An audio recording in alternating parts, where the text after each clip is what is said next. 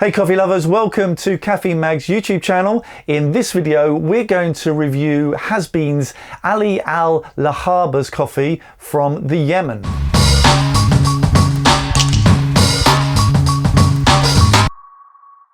We're here to help you get the most out of your specialty coffee experience. So please hit that like button, subscribe, all the good stuff. Or if you want to also help us out, you can subscribe to the print edition of Caffeine Magazine. We've got quite a special coffee for you today. This is very unusual for us because we don't get to taste many coffees from this region or even this country. This is a coffee by Hasbean and it's their Al-Lahaba from the Yemen. This coffee is really unusual in the fact that it's from a tiny tribe of 150 people and they've been one of the oldest cultivators of coffee in the world, so really interesting to have it here. Now, this coffee is a naturally processed coffee. It's grown very high altitude at 2,300 meters above sea level. Now, the last time that we tasted a Yemeni coffee was from a company called Port of Mocha. They also are doing great work out in the Yemen trying to get coffee out of that country, which, as you may know, is being ravaged by war at the moment. It's a pretty dire situation for a lot of people out there. So let's dive into the coffee. So the tasting notes on here are lemon curd, clementine, dark chocolate and star anise. Let's have a quick bag sniff test.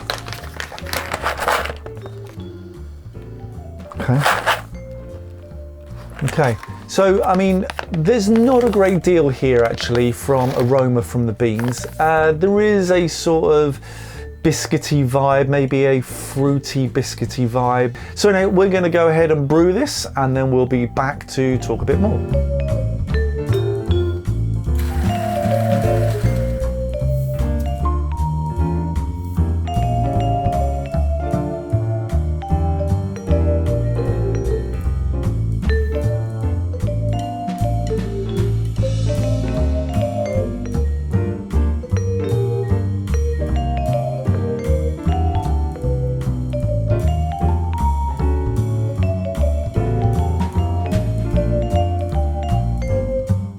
Let's have a sniff.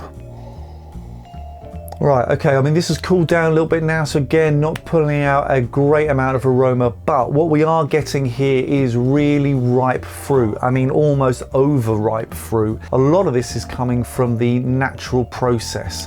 But what's lovely here is this naturally processed coffee is not funky. It's not dirty, barnyardy. It's just really intense fruit. And intense is a word that I think I'm probably gonna use an awful lot about this. What you're gonna notice if you drink this coffee, firstly, is how intense it is. And this was similar to when I had another coffee from the Yemen. I thought I'd overbrewed it.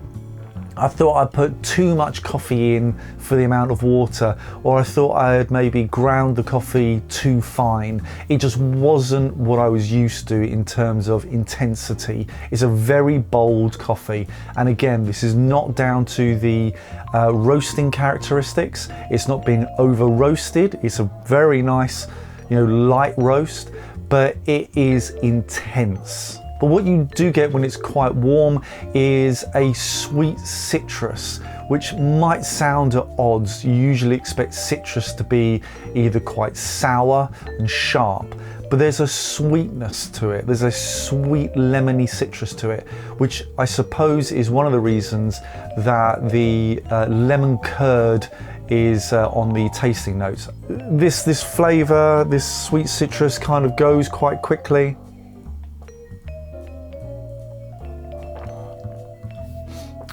So you're then left with a quite dark chocolate bitterness, probably a dark chocolate note, which is again intense, and it's got a boldness to it, but I wouldn't say so far as it doesn't feel dry like a cacao. It just feels like a dark, bold chocolate flavor. And then what you then start to get as this really cools down, you really start to notice almost a licorice quality to it.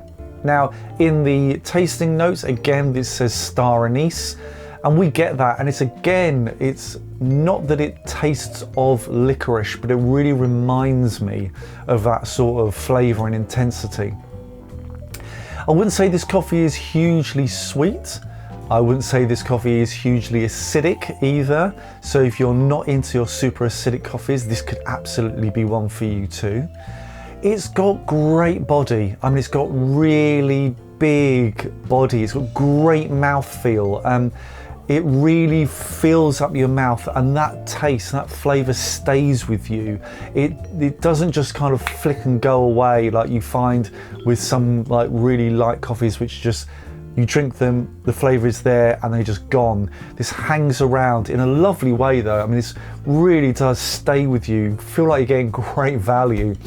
These are the sort of flavours that you get, these slightly spicy flavours, which is really interesting and probably not flavours that you would find in any other sort of origin of coffee.